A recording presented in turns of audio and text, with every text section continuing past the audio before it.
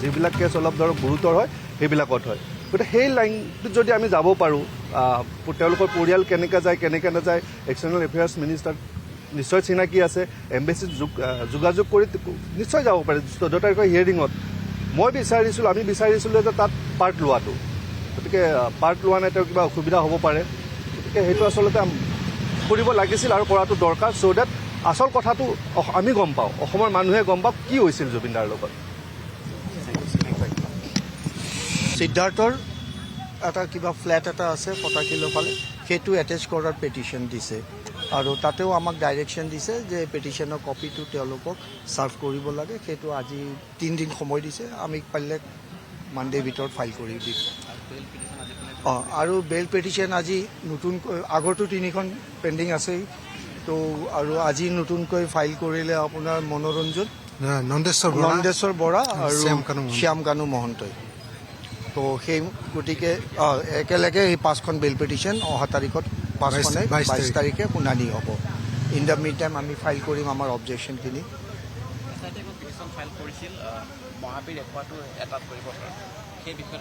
হয়, সেইটো এটা মিছ কেছ হিচাপে ৰুজু হৈছে, মিছ কেছ 1 of 26।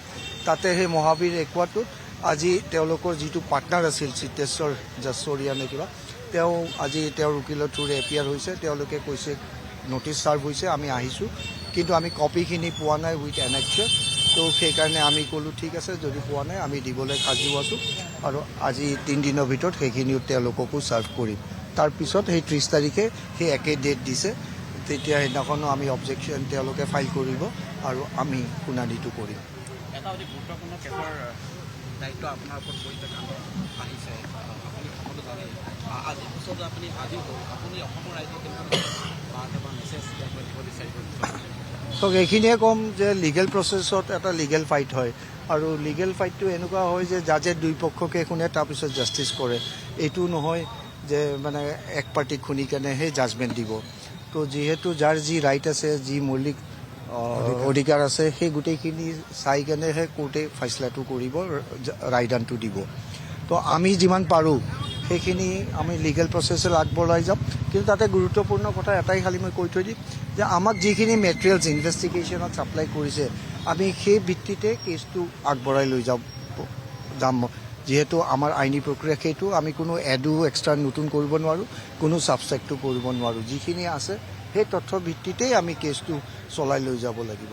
অৰ্থাৎ পুলিচে দিয়া মেটেৰিয়েলছৰ ওপৰতেই গোটেইখিনি হ'ব। তাৰে ভিতৰত আমি যিখিনি লিগেল জ্ঞান পাইছোঁ, সেই লিগেল জ্ঞানেৰে আমি কেছটো আগবঢ়াই লৈ যাম বুলি আশা ৰাখিছোঁ।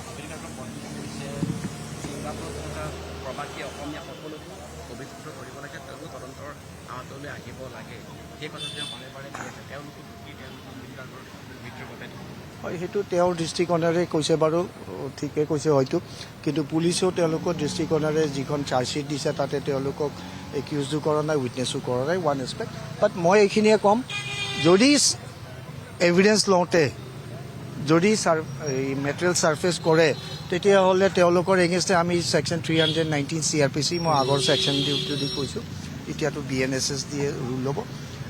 সেই 319ত আমি নতুনকৈ আছামীবিলাককো ইয়াতে টানি আনিব পাৰিম, নতুনকৈ চামিল কৰিব পাৰিম। আৰু যদি পুলিচেও ভাবে ছাপ্লিমেণ্টাৰী চাৰ্জশ্বিট তেওঁলোকে ইনভেষ্টিগেট কৰি দিব পাৰে, সেইটো সময়ে ক'ব।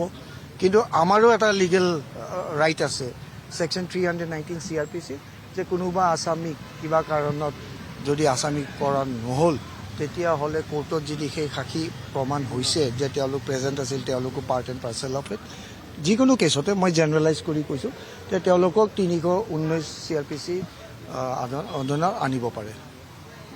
গুৰুত্বপূৰ্ণ আপডেট কথা ক'লে আপুনি, যিখিনি জ্ঞান পাইছোঁ তাৰে ভিত্তিত কৈছোঁ। আৰু মানে আমি ক'ব পাৰোঁ এতিয়াও তেওঁলোক সম্পূৰ্ণৰূপে সাৰি যোৱা নাই এজ অফ নাও। চাওক, যেনেকুৱা ট্ৰায়েল প্ৰচিড হ'ব, যেনেকুৱা মেটেৰিয়েলছখিনি ছাৰ্ফেচ হ'ব, যিখিনি আইনত ব্যৱস্থা আছে, সেইখিনি যিখিনি নলেজ আমি পাইছোঁ, সেইমতে আমি এইখিনি আমাৰ অধিকাৰখিনি আমি প্ৰস্তুত কৰিম কোৰ্টত। আৰু ন্যায়াধীশৰো এইটো ৰাইট থাকে, তেওঁ হয়তো ডেফিনেটলি, এবছলুটলি। যদি আমাৰ শুনানিটো লৈ কেনে ছেটিছফাইড হয়, দেন কোৰ্ট কেন চামন ইট। আৰু কৰিছোঁ বহুত কেছত মানুহৰ পুলিচে এৰি দিয়া মানুহকো 319ত আনি পানিছমেণ্ট দিছে। নজিৰ আছে তেনেকুৱা হৈছে আৰু হ'ব থেংক ইউ ৱেলকাম